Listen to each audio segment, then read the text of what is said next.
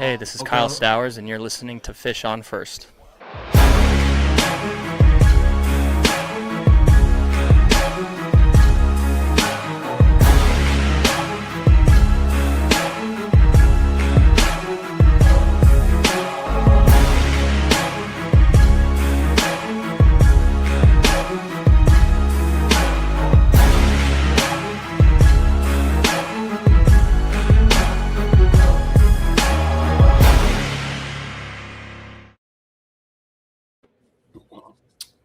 Fish on First live on the Foul Territory Network, presented by Jet Ski Rentals of South Florida, talking Marlins series win? Question mark? Just their third of the season. They get 2 of 3 against the Cardinals. We're going to recap it all and, of course, look ahead to the start of West Coast road trip, going to San Francisco to start it off. We will preview that series as well. Let's get right to it. We'll go in reverse order of games played, as we always do here on the show. Of course, joined by Kevin Burrell, Alex Krutchik, Nate Karsmer, and Jeremiah Geiger. Going to today's game, Jansen Junk gets the start against the Cardinals in the rubber match, and he was good. I think this is more than you can usually expect from Jansen Junk to go 5 shutout innings against what has been a decent offense with a lot of guys that came in hitting hot. So I thought that this was pretty good in a rubber match, especially from Jansen Junk, to go 5 shutout, then hand it over to the bullpen, which was also good. You get another Pete Fairbanks save in a 3-run game. So we'll go to pitching first. I want to start with Jansen Junk. Jeremiah, go ahead. Jansen Junk in this one gets his first win in a Marlins uniform in this game. Thoughts on how he did today? Just the 2 strikeouts. He's not going to light up radar guns. He's not going to light up box scores, but he is going to give you innings. Yeah, Jansen Junk was great in this one. I mean, you said it, not a ton of strikeouts. He's not flashy, but when you open up the hood, you look under, and you're looking at the engine of what he brings. He's got a deep pitch mix, got a plus fastball, plus changeup. He's effective. He's going to get outs. Cardinals couldn't figure him out. 5 innings, just 1 hit, 1 walk, really good command. My problem it wasn't with him. It was the situation.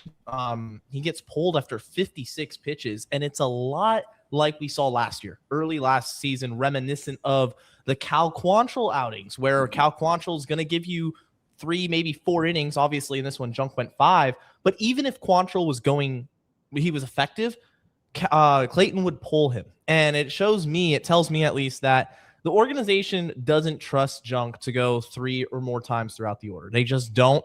And the numbers back it up. So, yeah, Junk was effective through 5. Personally, I would have let him continue. I mean, it's 56 pitches.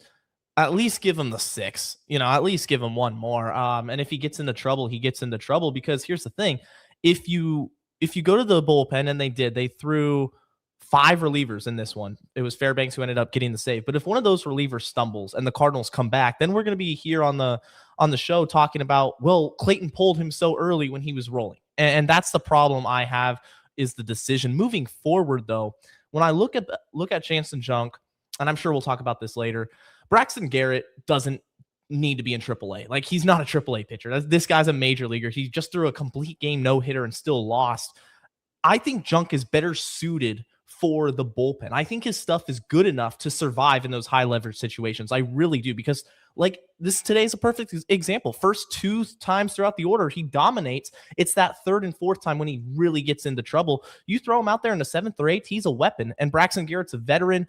I think Garrett is a better overall pitcher than Jansen Junk, even coming off of injury. So for Junk, it's still a good showing. He deserves to be on this team in some capacity. Yeah, I mean, I totally agree on Garrett. The thing we'll get to him later, as you said, but the thing with Junk getting pulled, I wanted to hit on that with anybody else who wants to share. I guess I get it. You're going into an off day. I guess you can burn some relievers. You don't want to really kind of have this guy, in a manageable game for what, as I said, was a good offense, get a fresh look against them 3rd time through the order. I mean, I get it. I kind of get where Clayton's coming from on this one. I also get your side, Jeremiah, and, leave him in there, let him go as long as he's pitching well. But like we said, I mean, as good as he was through 5, this is a guy that doesn't have overpowering stuff. 3rd time through the order, guys are getting a better look. I mean, you kind of understand that, with an off day in between, you kind of get it that, he wants to get another look third time through the order. I don't know if anybody else has thoughts on this. Were you okay with the Clayton move? Were you wanting to see Junk again? Any of the rest of you guys want to share? Yeah, my problem is obviously the third and fourth time through the lineup. It's quantifiable that Junk, along with most other pitchers, struggle a little bit more. But one thing that I don't know how you would quantify this, but it's one of the more old school ways of thinking is, what does a pitcher look like the third and fourth time through the lineup if the first and second time he's almost flawless? Obviously, if a guy gets through the first and second time, but he's kind of struggling, of course, now the third time through, the offense is probably going to jump all over him. But what happens in a game like today where he's rolling through it? Like, at that point, it is kind of your job as a manager to see how do you feel, to have your finger on the pulse of the game itself, and to make a decision that might go against the books. Yeah, I mean, they flashed the stat up on the broadcast with the amount of the times John faces the orders through a game, and I just pulled it up to confirm. He's actually worse the second time compared to the third time. The second time, at least in his career, he's allowing an OPS of 908, and the third time it's 792. And I just like Tommy hit on the broadcast as well that he's getting outs, man. Jansen Junk's he's gonna get weak contact. He's gonna put balls in the zone. I mean, the Cardinals only had 4 hard hit balls all day after I just double checked that as well. So I get with the off day tomorrow. You can waste some of the guys in the pen. And I mean, the Marlins didn't have a lead anyway. So I would like to see him at least give him a shot. I think even when they rode out with Cal a couple times last year, it wasn't too bad. But I got some bias toward Jansen Junk. I just like the old school guys that go right at dudes, don't waste pitches and get out. So I'm okay with it. Didn't end up biting the Marlins back, but maybe later in the season, because it is still early. Maybe later, if Junk gets into the situation again, or any other pitcher for that matter, you'd like to see your manager go with this guy. Yeah, the fact that they were up by 4 is what really doesn't make it that big of a deal to me. But like, if this was a closer game where it was like maybe 2-0, 1-0, it's not a good move. Like I don't even think he threw 60 pitches. Like how this guy went into the 8th inning the other day in the second start of the season. He almost threw 100 pitches in his last start. I don't get it. I really don't. I understand you have the relievers to use, and they use quite a bit of them. I think they went with Nardi. Nardi, Bender, Peterson, Bacher, and then Fairbanks, who got the last 2 outs of the game. Like, I don't really think you needed to use all that, a lot of guys. And Nardi was going back-to-back. I think Bender was also pitching a back-to-back. And then Fairbanks was used for the second time in the series, which that one's fine. Whatever. He's your closer. That's who you go with. But you could have given Junk at least one more inning of work. Like, I think one more inning would have been totally fine. Not just like 50-something pitches. Like, he really was in good pace to go a full game at that point too. Like 5 innings, 50-something pitches. Like, he was averaging just about 10 pitches per inning. Like, he could have gone the full game, and the Marlins could have had one of the more well-rested bullpens in baseball at that point. Just to clean something up, Fairbanks, Fauché, Bender, and Nardi weren't pitching back-to-back. They pitched on Monday. Yesterday, it was just John King and then Tyler Phillips for 3 innings. But to your point, getting 2 days off is not the worst thing. So the podcast is out now. Clayton told you guys, Kevin, he told you guys that, like, you don't want to have a guy all the time that gets too many days off, that you have guys where okay, this guy's going to throw today because we have a day off coming. They haven't thrown in a couple days, and you want to make sure that they throw every certain amount of days. I feel like you could have gotten away with another day of not using some of these guys because, like I said, Fauché, Bender, and Nardi all pitched on Monday, and Nardi and Fauché also pitched on Sunday. So they were coming off back-to-backs a day ago. It wouldn't have been the worst thing in the world to give them today off as well as tomorrow. It's not like they would have then come into Friday having had 3 or 4 days of rest. Yeah, I mean, I think they would have been fine to have the day off today, as to your point. But my only other thing to wrap it up on this, and we'll go on. I mean, this is not really a guy that is used to pitching deep into games, right? So, as you said, Kevin, he goes 8 innings in his last start, right? I mean, he's not used to doing this. So do you maybe also worry about stress on his arm because he's not used to pitching deep into games? Yes, I'm sure he could have gone another inning and gotten the quality start, hopefully, and his arm wouldn't have fallen off or anything. I get it. But it's not a guy that's used to pitching deep into games. So maybe, especially after last start, you protect him a little bit and, take him out on a short leash today. I mean, I see it from both sides for sure. So I was okay with it. It wasn't like the worst thing in the world to me. No, it wasn't. It was we're just looking for things to pick out with this game because it was a good game. Now for sure. To counter what you said, like no one's wanting to give him the Sandy treatment, but at 56 pitches, like that was an incredibly efficient game. He could have gotten one more inning because, like you said again, to counter one thing that you said that is true. Yeah, he's not used to pitching long innings, so this is the perfect time to do it. He's at 56 pitches, give him the 6th inning.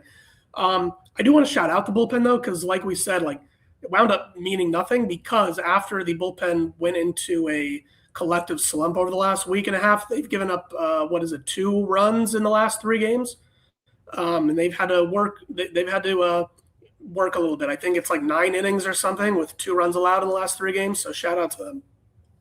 Yeah, and they allowed only 1 run on 3 hits as a group. Nardi, Bender, Peterson, Bacher, and Fairbanks, and they struck out 1, 2, 3, 4, 5, 6, 7 Cardinals. So they really shut down St. Louis pretty quickly after that. So that's why, you know, like at the end of the day, like yes, you could have given him another inning, but like who cares? Like that's it. Did the job. Went through the lineup twice. Go to the bullpen. Used a lot of guys who hadn't, you know, whatever. If they need the day, they need the day. And you give it to them because they have the off day tomorrow anyways in San Fran, and you go from there. But yeah, good stuff from Junk. Can't complain. And good stuff from the bullpen. Yeah, definitely. Like you said, Krawcheck, I think we're finding things to pick at in what was an enjoyable game today, minus the Marlins TV issues that were going on. But from what we saw, it was a good game. And hopefully next game in San Francisco is get cleaned up for the TV crew. We'll go on. Just wanted to throw that in real quick. No jabs on Marlins TV. It's been useful so far. If you want to watch a good baseball team, get Marlins tickets on getaway days because they're undefeated on home getaway days, and their starting pitchers have given up 1 earned run in 19 innings. Let's go. We like it. Fun split. We will point out somebody else that was good in this game as well as yesterday. Before we transition fully to that game, Jakob Marsee. Really good to see this guy get the bat starting to go.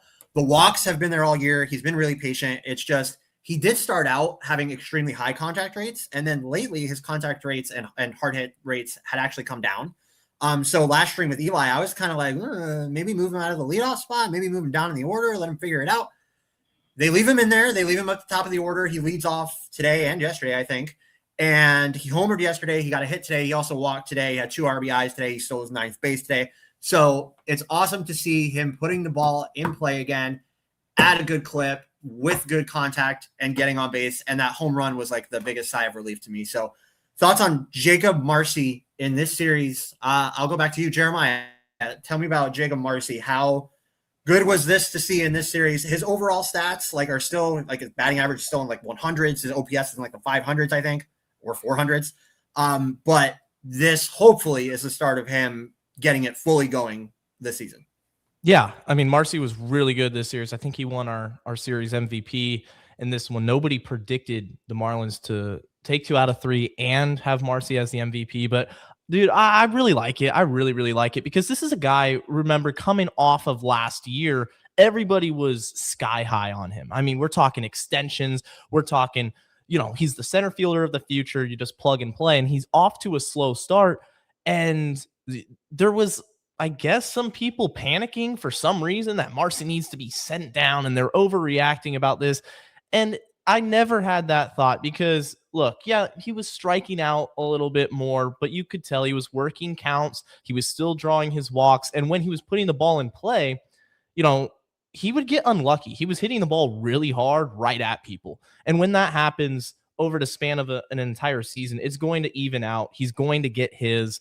And so, yeah, it's good to see the counting stats finally show up. Had that 3-for-4 game yesterday. Like you said, Carver, the home run, because the power is there. He hits the ball hard, and he's dynamic. He's a dynamic baseball player. I'm not looking at those numbers and saying, oh, this guy is just not good all of a sudden anymore. I think what we saw last year is more indicative of that, of who he is as a baseball player. And I think the trust that the Marlins have in him and continuing to play him every single day towards the top or at the top of the order is good for him. It's good for his confidence because baseball is such a mental game. And if you're not instilling in a player that you have, especially a young player, that you have confidence in him and his abilities, that is when you can get in these prolonged slumps. So I expect Marsee to continue the upward trajectory. He's got a big road trip, with the Giants and the Dodgers, West Coast. I just want to see the good times continue to roll and him to start most of, if not every single game on this road trip and just see what happens. Yeah, absolutely. I'm glad the Marlins kind of stuck with it. I don't think sending him down was ever in the realm of possibility, to be honest with you. But I was getting a little bit not concerned, but I was just kind of keeping my eye on the hard hit contact rates that were coming down since the start of the season. At the start of the season, they were really good. It just wasn't falling for him. It kind of started to, and then it kind of went a little bit backwards. But this series hopefully is the start of him getting it fully going. Like I said, the walk rate has been really good. But it just was the contact rates lately, which hopefully he cleaned up in this series. He gets a home run again today, a hit and a couple RBIs. So cool to see. Good to see him get going. Go to the second game, the one that Marsee homered in. Chris Paddock. What can I say? There's a lot of discourse about this guy. There's a lot of turmoil over put him in the bullpen and call up Braxton Garrett. He's not a starter. Why does he suck? All of these other things. And I am still of the opinion that this guy is not nearly as bad as the stats, the forefront statistics, the statistics on the forefront, like ERA, says that he is. If you look at the underlying stats, they prove it. In this outing, Lewis had tweeted about it. I had tweeted about it yesterday. I had a bunch of replies from people telling me how wrong I was, how bad he is. But numbers don't lie. And, I mean, if you look at stats like BABIP, FIP, XFIP, all of those things, xERA, which is expected ERA, it all proves that this guy should not, by any stretch of the imagination, have an ERA in the sixes. So, with that being said, Paddock in this start, I don't think was good. I'm not going to say that he was good in this start. I am going to say that he was much better than his line suggested. For about the third time this season, I am saying that, and I am confident that when those stats normalize, that he will be better. And he is going to be in the rotation. There's no question about that. The Marlins are not going to put this guy in the bullpen. They paid him $4 million to be a starting pitcher. He's going to be a starting pitcher. So when Braxton does get called up, when Stelling gets called up, I don't think it's going to be Paddock that moves. I think it's going to be Jansen Junk, and I think it may be Max Meyer, but I don't think it's going to be Chris Paddock. With that being said, I want to let you guys hit on this. There's a lot of conversation about moving this guy, about why did they sign him. And it's fair. You give a guy $4 million, which is the highest paid contract by the Marlins in a little bit, especially for 1 year. And, you see that price tag and you're like, okay, this guy's giving up 5 runs a game. Like, why did they sign him? Especially when they have Snelling and Thomas White and Braxton and all these other guys. And, fair to question it. But all I'm saying is that this guy is not as bad as it seems. Who will agree or disagree with me? Crutchett, go ahead. I actually would agree with you to an extent. The thing that I am a little less bullish on than you is the fact that it seems that we're making the same excuses start after start. And I know we're not late into the season, but we're not exactly early either. I do think he's been a little unlucky, but eventually you do have to produce real actual numbers. But I won't have a very interesting argument with you because I do agree to an extent, but my patience is wearing thin because, like I said, he's got one more start left in April. So eventually that luck has to turn into real results. Yeah, pretty much just echo what you said, Crutchett. I do agree with you, Carver, to an extent as well. I mean, his xERA is pretty much half of what his actual ERA was. It's at a 3.8, but his hard hit percent, I mean, it's bottom 20 percentile in all baseball, 48%. So I think for a veteran starter, he is getting hit around really hard. And for everyone that's wondering, why did the Marlins sign this guy? Same reason they signed Cal Quantrill a year ago. They got him to eat innings. Obviously, there's some guys like Braxton, the duo prospects in Jacksonville that aren't ready yet. And you need a guy like Pat. I think every team needs a guy that's going to eat innings to an extent. His stuff's been a little better. Obviously, that New York start up in the Bronx, he watched for. But outside of that, he's been commanding the zone pretty well. It's pretty much, I guess He doesn't have the stuff like Yuri does, obviously, but maybe just missing too much in the zone. And, you throw a ball in the zone, he's going to get unlucky, similar to kind of how Jansen Junt gets when he's not on certain days. So I'm not ready to just sound the alarms just yet. I'm obviously a little worried, but I think, like Crutchett said, it's still only April. It's not early, of course, but give the guy more time. He's a veteran. I hope, we all hope that he'll figure it out.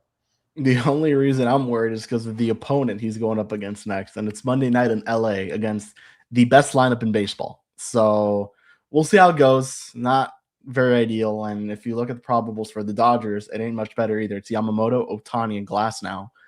But yeah, look, he's been a bit unlucky. I think a lot of that also is kind of what Nate was saying with the hard hit rates. Like, defense isn't going to help you much out there, like in terms of stopping some of those balls that are hit as hard as they are. It was a lot of hard hit balls yesterday against St. Louis. But he also didn't make a good point where you got to give credit where credit is due to that lineup. I mean, they hit the ball well. The pitches weren't bad by any means. Like, outside of maybe it was one of the starts, not this one, the one before that, where he gave up a homer middle, or no, that was the Chicago start, the first one. Like, he hasn't been pitching terribly. Like, the location hasn't been bad outside of that New York appearance. And Nate mentioned, like, he hasn't been terrible. It's just a lot of hard hit balls that aren't really helping him. That's why you're seeing the xFIP and the xERA and the FIP as low as it is. I think the changeup continues to be his best pitch, and it continues to be a really good pitch. 6 of the 7 strikeouts he had yesterday were on the changeup, all swinging strikeouts, and he's landing that pitch very well. I think just the fastball may not be helping him too much at this point, and some of those other pitches just aren't as good. Changeup, maybe he's relying on the changeup too much, and it's become too predictable.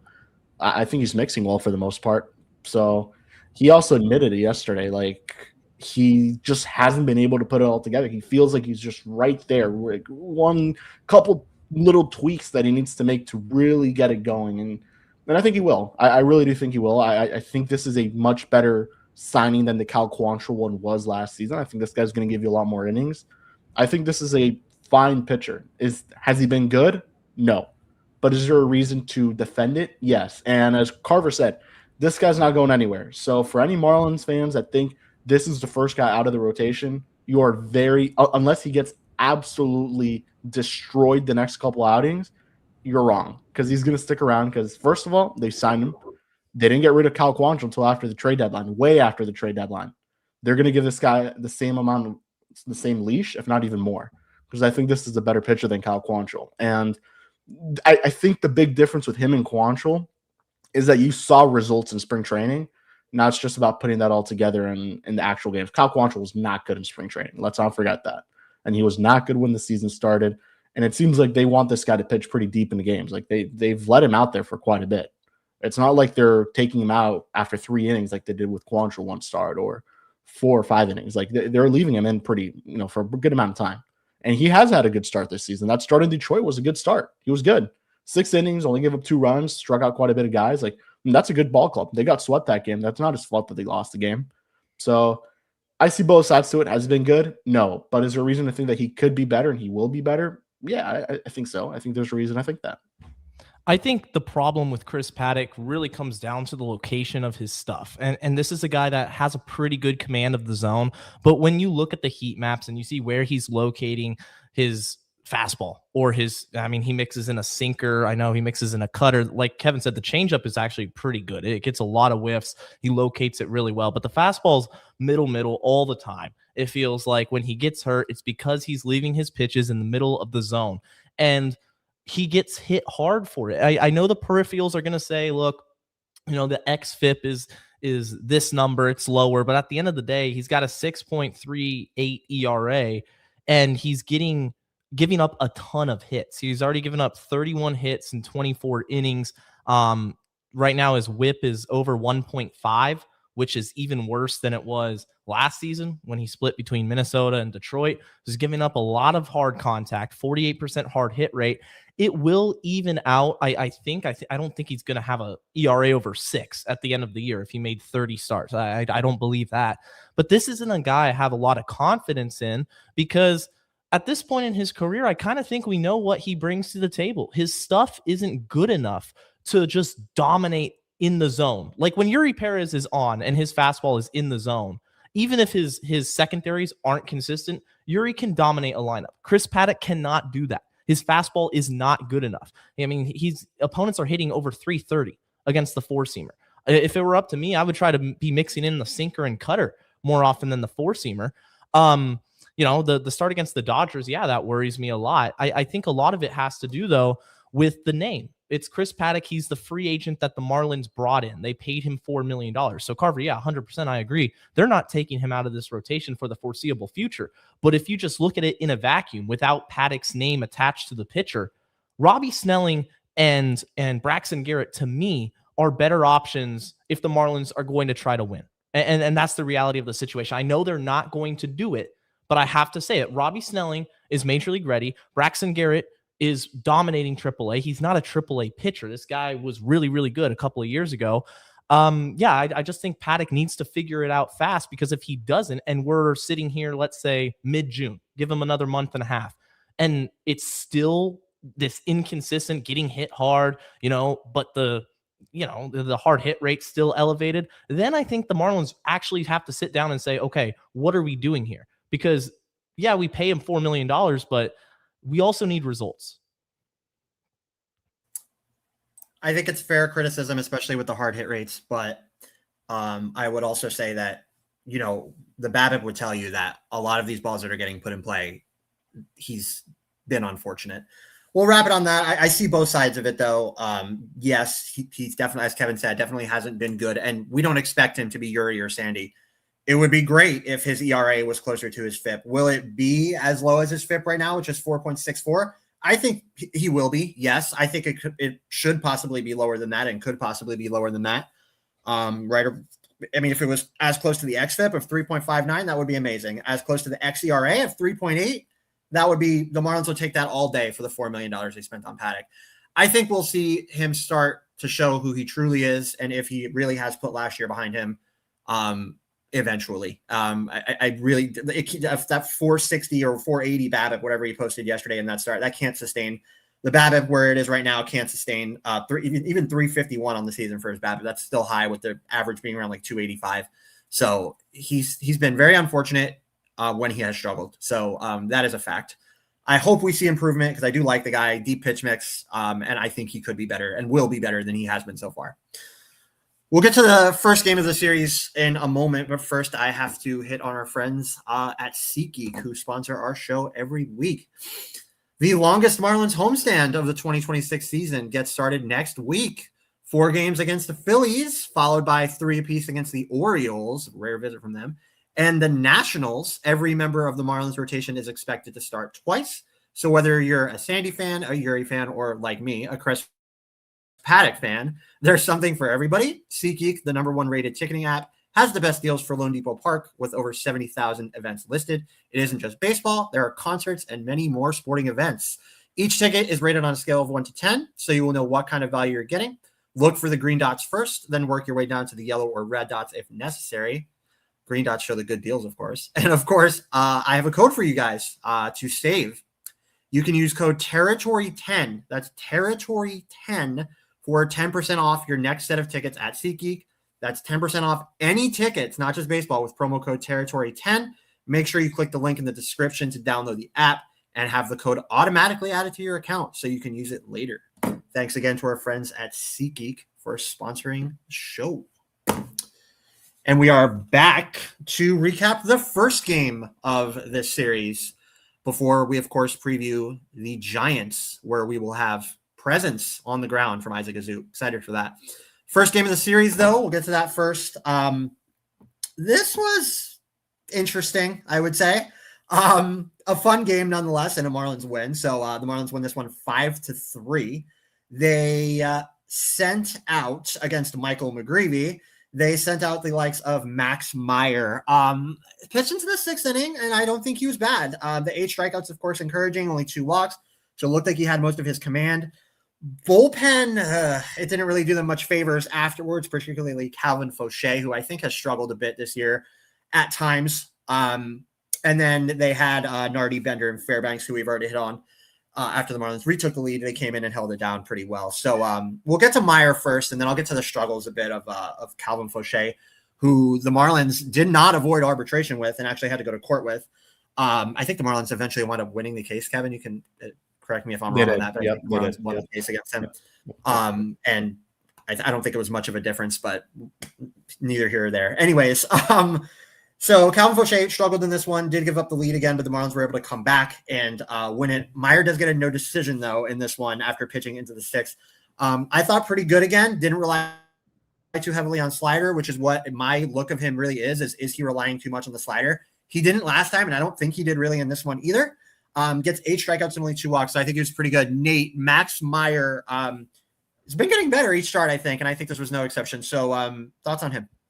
Yeah, I completely agree with your notion of him relying too much on the slider. I know I sound like a broken record. I feel like every time we bring up Max Meyer, I mention him, mixing up his pitch mix a little bit more. And this year he's done just that. I mean, he's incorporating the slider and the sweeper mostly, of course, but obviously relying fastball as well. And then the mixing, the changeup and sinker, which has been huge in my opinion. I mean, his hard hit rate, I know it's obviously early. It was 48% last year. It's already down to 38 in 2026. I think that's credit to him spotting his pitches better and also just mixing in. And so hitters can't just sit on that 2-pitch fastball slider rotation he's got going. So very impressed with Max. He's been a lot better the entire year, not walking a lot of guys.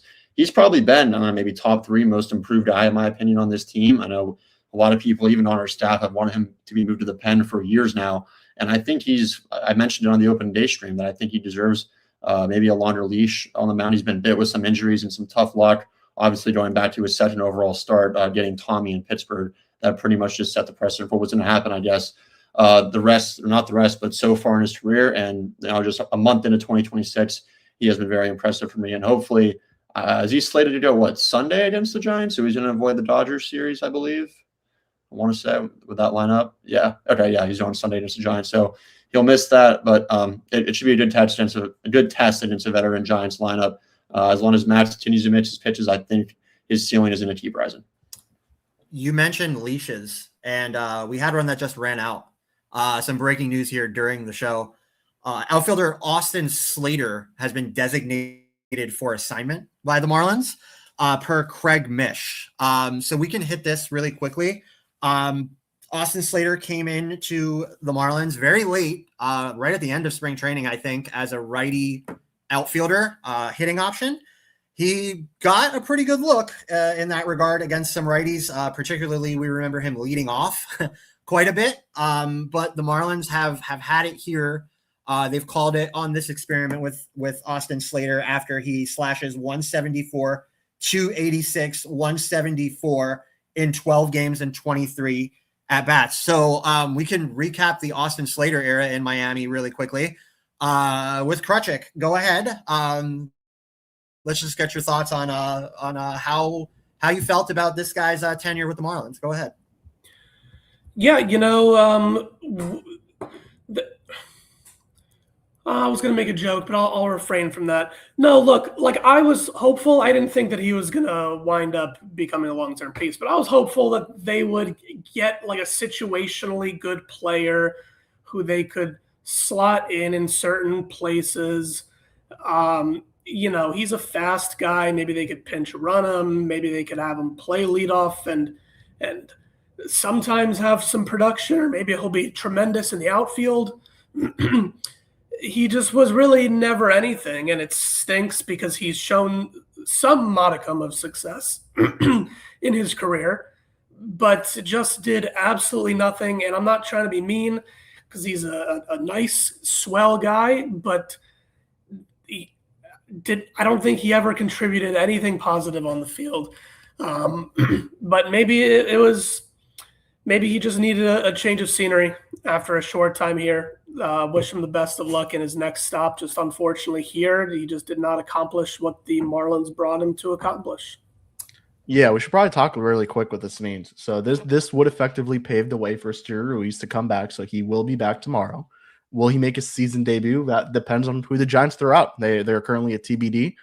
I believe, and you guys could correct me if I'm wrong, this also opens up a 40-man spot. So exactly. We'll see what they do with that. There's a certain left-handed pitcher that is right now dominating AAA that is not on the 40-man roster.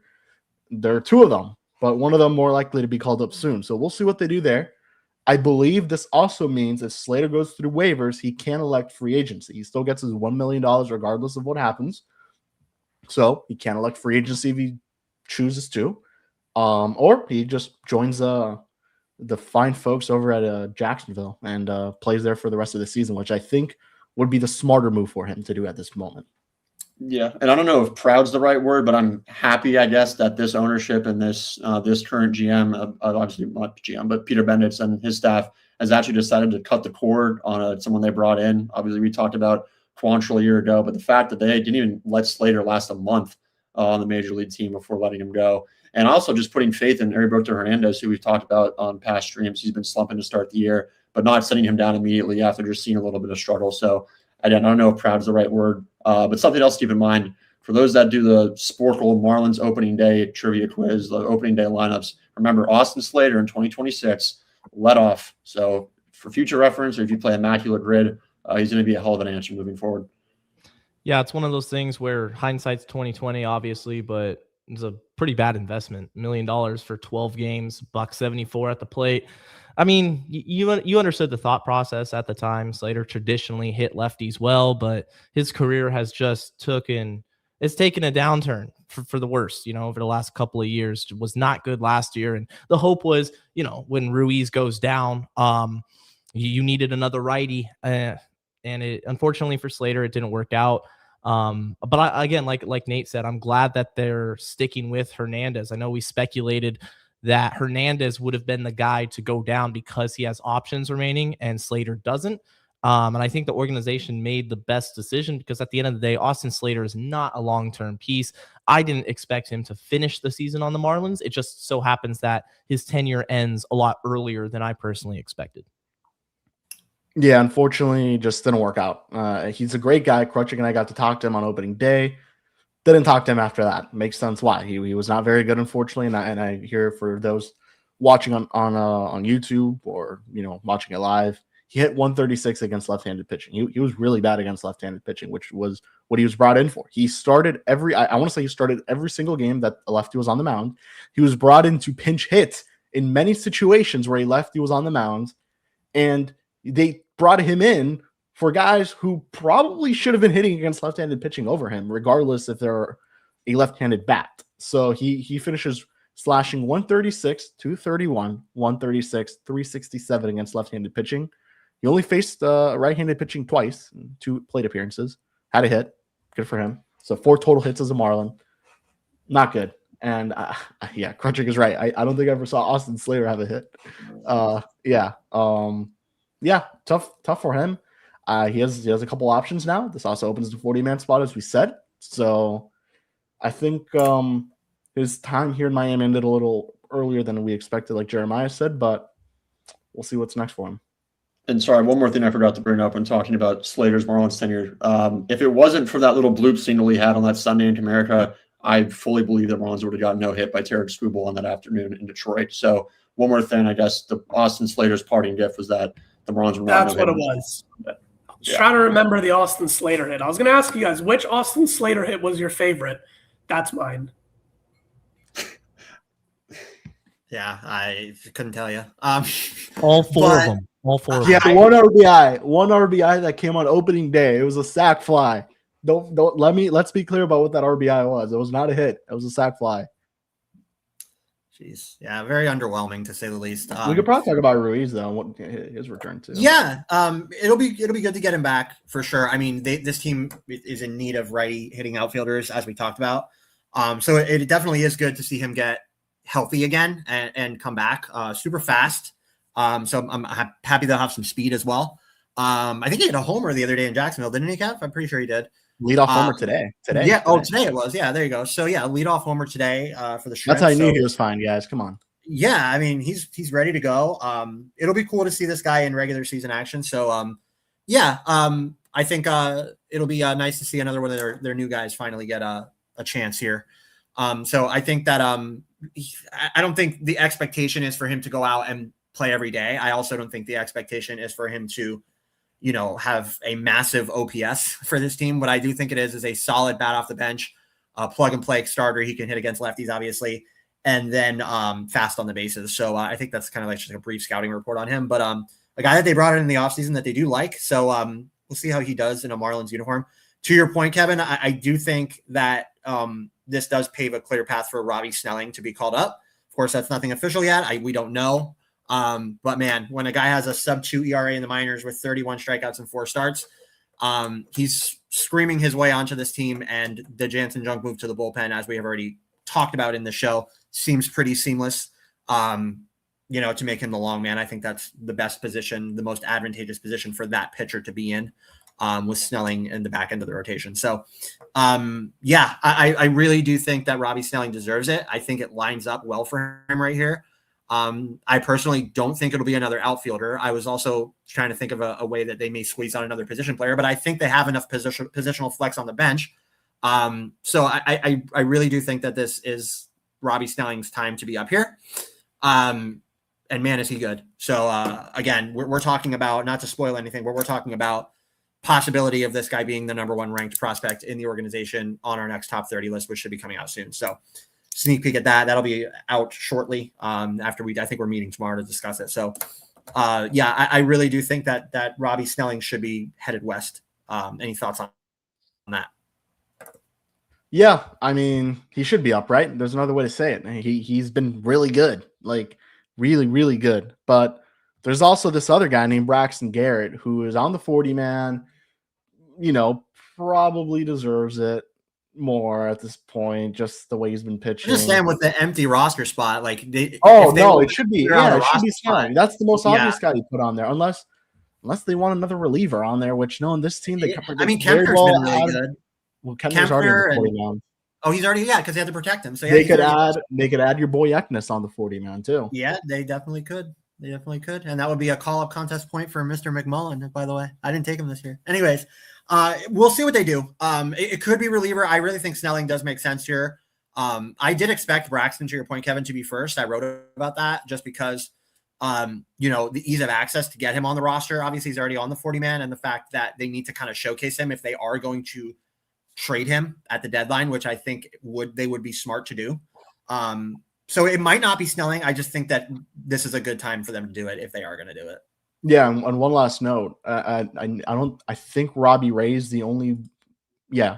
So Robbie Ray would be pitching the second game, which is on Saturday. So that would essentially be the Esteri Ruiz Marlins debut, probably leading off against Robbie Ray in San Fran, because I would assume he's going to essentially do the same thing they had Mr.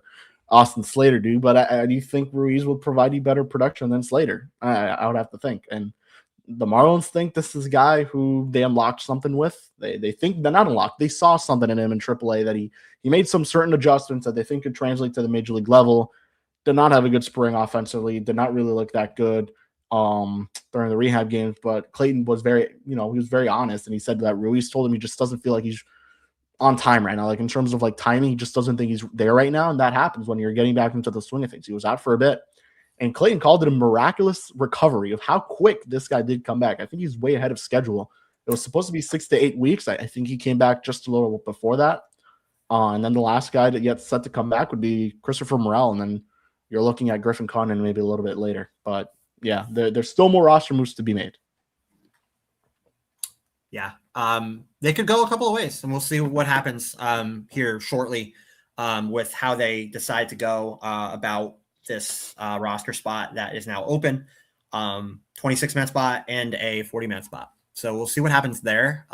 Should get that news, I would imagine, hopefully before tomorrow, Friday's game, on what they plan to do. So yeah, we talked about Max Meyer, kind of brief on that first game of the series, which the Marlins did lose. I did want to talk about one more thing before we get to prediction time. I want to talk about base running. Man, have the Marlins been egregious. The Marlins have been real bad at this facet of the game and ran themselves literally into a lot of trouble. You saw Augustin Ramirez do it in this game. Marsee, there's that play in this series where, there's a guy going to second that did kind of turn to go to third, but then went back, and Marsee didn't see that he had gone back and overran first. So then he had already committed to second base and they threw him out. It was just a mess. And then the Augustin play, there was just a mess.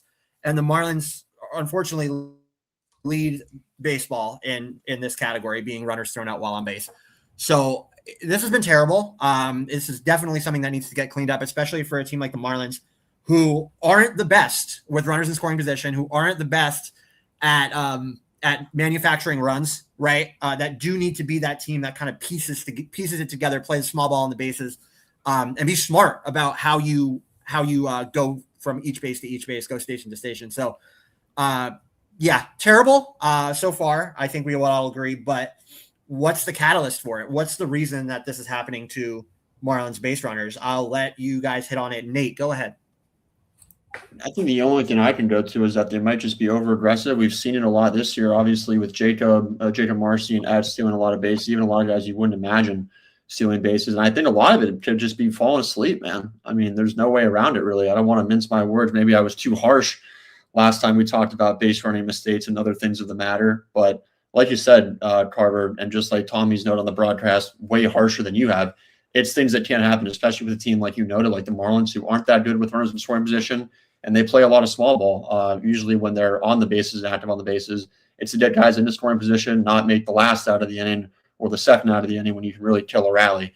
So, yeah, like you said, it can't happen. And if this team seriously wants to compete, stuff like this, getting back picked at second, I mean, it can't happen. It just can't. I was trying to find it.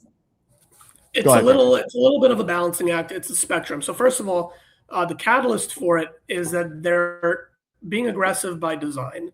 Carson Vitale said it. Clayton McCullough has said it. They want to be aggressive. There's a spectrum. When you are too aggressive, you start to act dumb on the base paths. They obviously agree and they acknowledge that they need to be smarter. There's a way to be aggressive while still being somewhat intelligent on the base paths, and they would agree that they're a little bit too far to that end of the spectrum. But having said that, they're going to continue being aggressive. And they even used, when we spoke to Carson Vitale, the bench coach, on Sunday, he actually used Javier Sanoja's pickoff on Friday as an example. And they actually said they had no problem with that, because he said, yeah, he's leaning off because if he gets that extra base, either by stealing or by getting to third on a good jump, the win probability goes way up. It was late in the ball game. It was either a tied game or they were down by a run. And unfortunately, he got picked off, because that's what happens when you are jumpy and jittery and getting a large lead off from the base. So they're fine with stuff like that. They're not fine with the napping and with the general unawareness on the base that we've seen from guys this year. But I will say, like I said, they want to be aggressive, and they will continue to be aggressive. So not every out on the base paths is considered to be a negative for them. It's considered just a necessary evil to one of those things that will balance out with more positives than negative over the year. And I will say, so Carver, you said that they lead the league in getting outs on the base paths. They also lead the league in base run value. If you go to Baseball Savant, they lead the league in base running runs with 4. I don't know how they do the math. I don't ask questions. I just look at the leaderboard. They lead the league with 4. They have 3 specifically through extra bases taken. They have 1 through stolen bases. So the metrics show that, as infuriating as this is, and as much as it has lost them games, it's also won them some games. So they definitely need to get a little bit more towards the conservative side of the spectrum, but not too much, because, again, this is part of the game plan. I look at it. Go ahead, Kevin. Okay. No, so I would just say that the base running for the Marlins really comes down to, like Krutchik was saying, a balance between aggressiveness, and then you have, which I'm fine with. I'm fine with them being aggressive. Like, if you get thrown out on third and the outfielder makes a perfect throw, tip your cap, move on. You know, a bang, bang play, it is what it is. It's the blunders. It's the getting picked off at bad times. It's the running and getting hung up between second and third and looking lost out there. To me, that's infuriating. It's inexcusable, and it's something that the Marlins can't afford to do. We mentioned the word small ball, right? That this team operates that like that. They don't have a bunch of superstars in the lineup that can just get you out of a 4-0 hole in the blink of an eye. Like, if you're playing the Dodgers and you're down 4-0 or you're up 4-0, you're not going to feel extremely confident, because they have the firepower to immediately get you back in. The Marlins have to manufacture runs. They have to operate with timely hits. So the pickoffs and just the unawareness of where you are, situation in the game, that has to be cleaned up. And to me, that comes down to coaching and really hammering that home. Like, yes, it's on the players, but it's also on the coaching staff, because you have an entire spring training. You have the beginning of this year. You're a professional baseball team. This has to be cleaned up. The aggressiveness, that's fine. Keep it up. Outs will happen, but the other stuff absolutely cannot. Absolutely.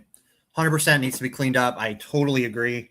And it's interesting that you bring up the base running value. How much better could that stat be if these things didn't happen, right? How much further in the lead would they be if these things didn't happen? That would be my. There's two ways of looking at it for sure. It's half glass empty and half glass full. And I guess we won't get each other to agree with it.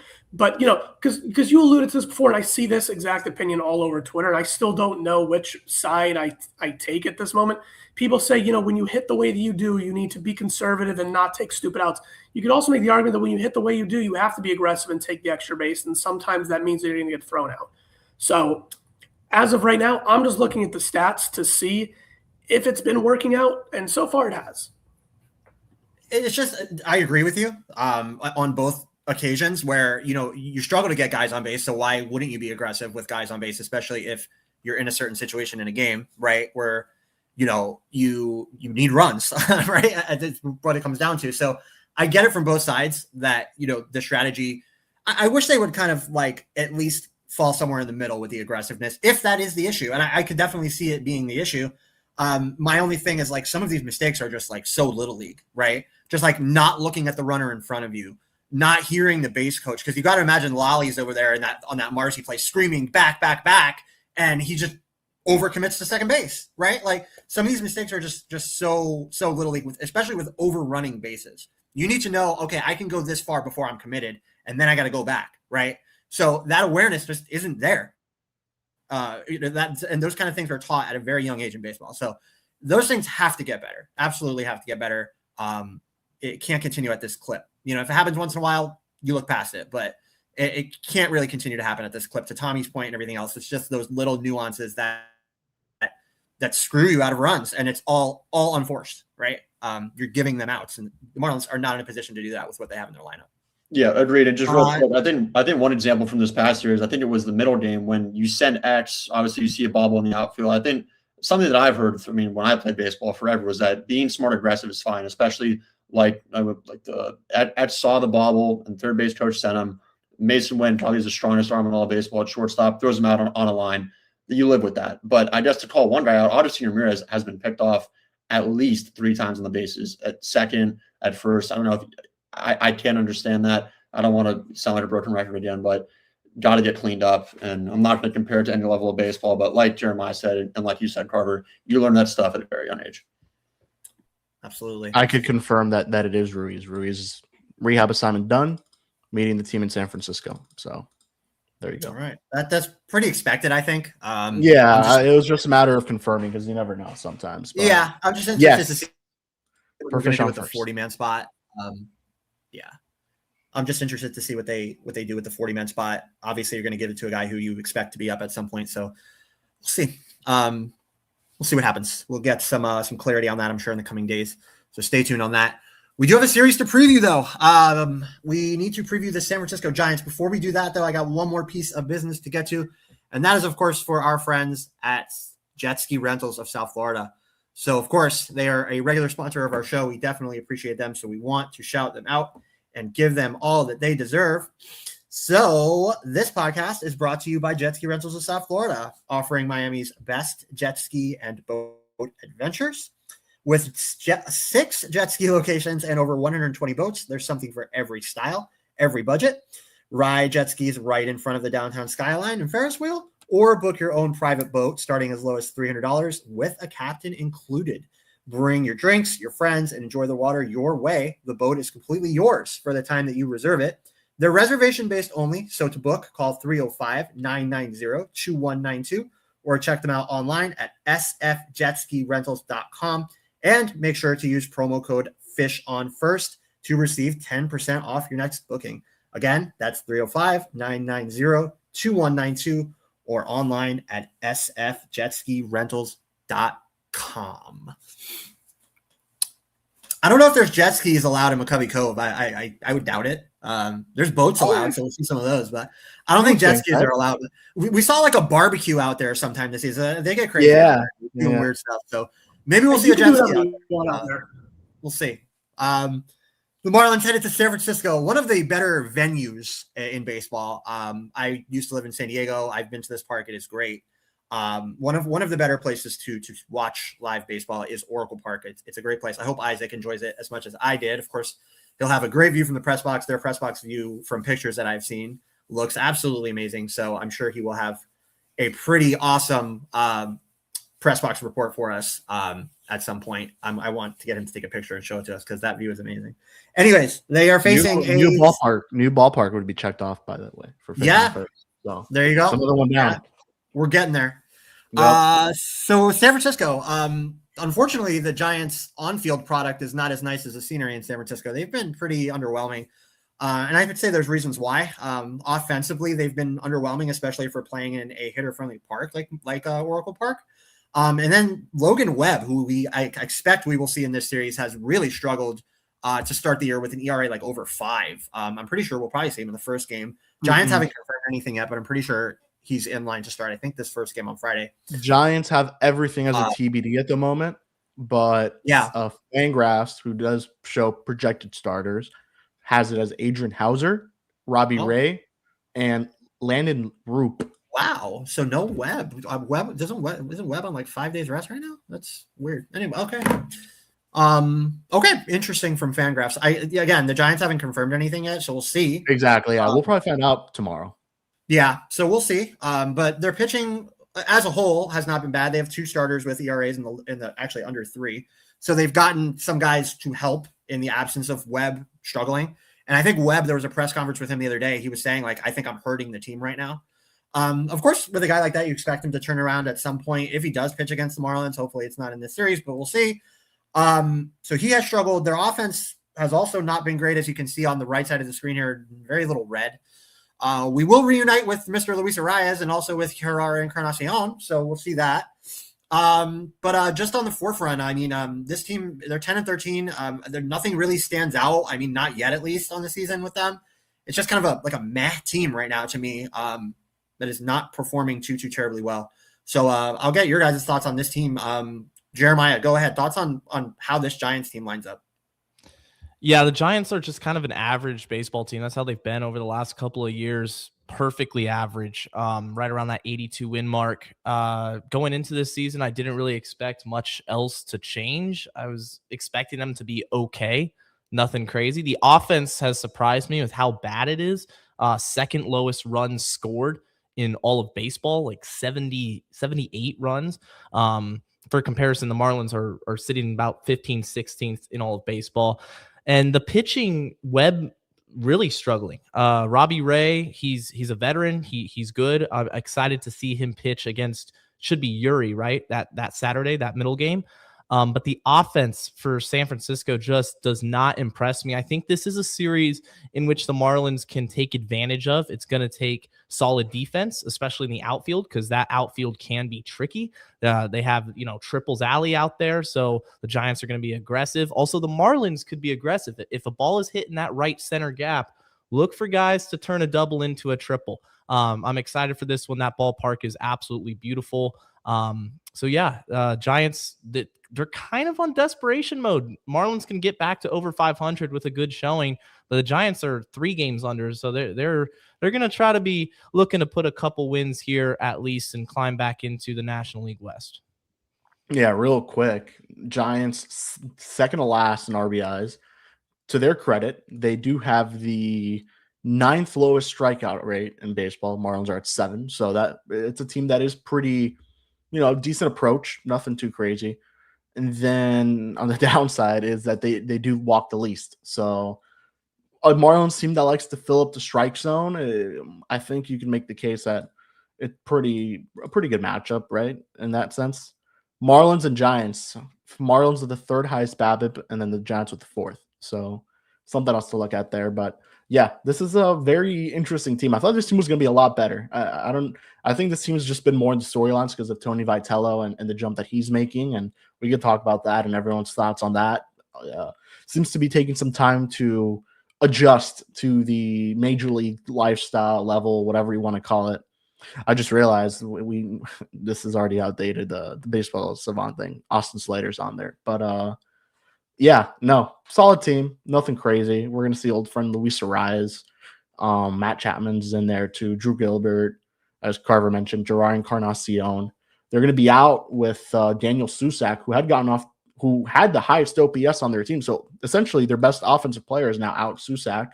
So they're having to rely on, I think, a new catcher. I couldn't even tell you who it is. But yeah, I think it's Eric Haas who's down there. Yeah, Eric Haas and Patrick Bailey. So we'll see. But should be an interesting series. Marlins, I don't know exactly how they fare in San Fran. Don't think it's gone very well for them recently there. But yeah.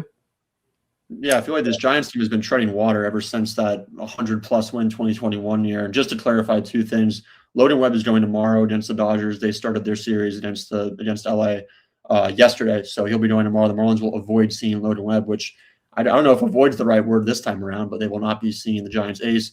And if you guys remember last year, I believe it was late June when the Marlins really got onto that hot streak. They rattled off, I think, was it 8 in a row on that West Coast trip. It pretty much started in San Francisco.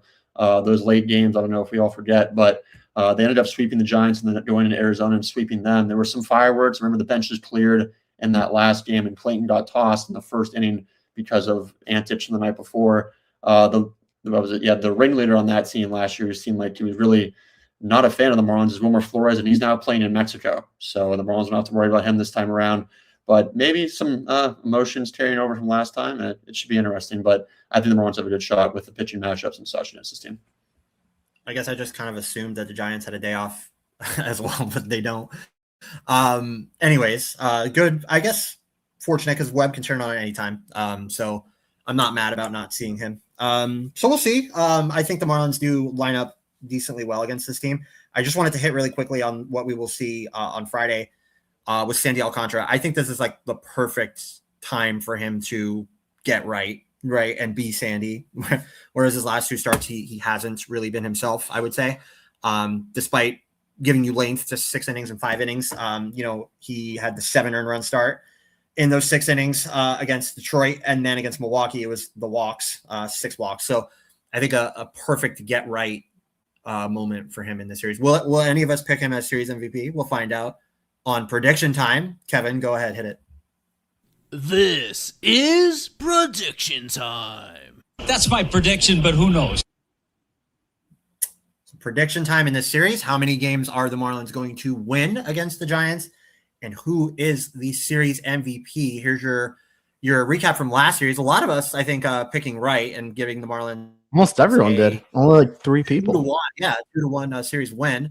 You see there, Dan Rodriguez, Fish on First staffer, predicting Jakob Marsee correctly as your series MVP. So a good pick there by Mr. Rodriguez. Here is our overall leaderboard with Jeremiah in the lead, just barely by 1 point over super sub Sean Millerick. Kevin there in 4th. Sean, one of our staffers, there in 11th. Hector's on there. I'm on there in 15th. And a couple other guys that we know well in there, LMF. All your guys, all of our regulars are here. You guys, of course, can predict every series along with us as well. There are polls that will be out on Twitter before every series. So, of course, be on the lookout for those. So we'll get to our predictions, though. Let's kick it off with Kevin. Go ahead. Cue the music, and we'll get your prediction first. All right, let me see if I know how to do this. Shoot, here we go. All righty. Marlins take 2 out of 3. Series MVP. I'm going to go with the hot-hitting Jakob Marsee. All right. Jeremiah in the lead overall. Go ahead. I think the Marlins also take 2 out of 3. Beautiful ballpark. I think Agustin Ramirez has a couple of home runs. He's your series MVP. Go Nate. I think the Marlins will be 500 by the time they enter Chavez Ravine next Monday. We talked about it, Oracle Park, beautiful spectacle. Triples Alley, that sounds like perfect music for my guy, David Edwards. I think he has 2 of the series. He'll do some bases. Marlins takes about 3. I'll give you guys mine, and I kind of teased my prediction already, but I will go with the Marlins also taking 2 out of 3 in this series. And Sandy's going to shove. Sandy's going to be Sandy, and we're going to see who this guy really can be still. after winning the Cy Young Award. So Sandy Alcantara goes 8 innings in this game, 1 earned run, and is your series MVP. And we'll close it out with Krutchik. Nate took mine, and for the exact same reasons, I will go Marlins 2 out of 3, and I will go Xavier Edwards MVP. That's love right there. There you go. All right. So that is our show with a lot to cover, including some breaking news. That was fun to get to. We'll see what that means for the short and long-term future of this team. Of course, in the short term, it's Esteury Ruiz. What do they do with the 40-man spot? And how do the Marlins fare against the Giants? We'll cover all of that on our next show. Of course, all of our shows are right after the last game of a series. So our next one will be coming to you on Sunday, very likely around the same time. I'm guessing the 6:30 time slot is usually our day game recap show. So join us for that one. Again, we will have Isaac Azut on site for this series. Also, there's a great new episode of Unfiltered Out with Clayton McCullough, who joined Kevin, Isaac, and Eli with his thoughts on what's going on recently. And AJ. AJ was on there too. And AJ Ramos. How can I forget that absolute star? Oh my God. Sorry, AJ. Yeah. Still love you. What a legend.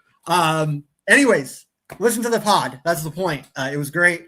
And stay tuned for all of the coverage here at Fish on First. We appreciate you guys joining in and watching as we continue to try to bring you circumventional coverage of what is a very interesting Miami Marlins team.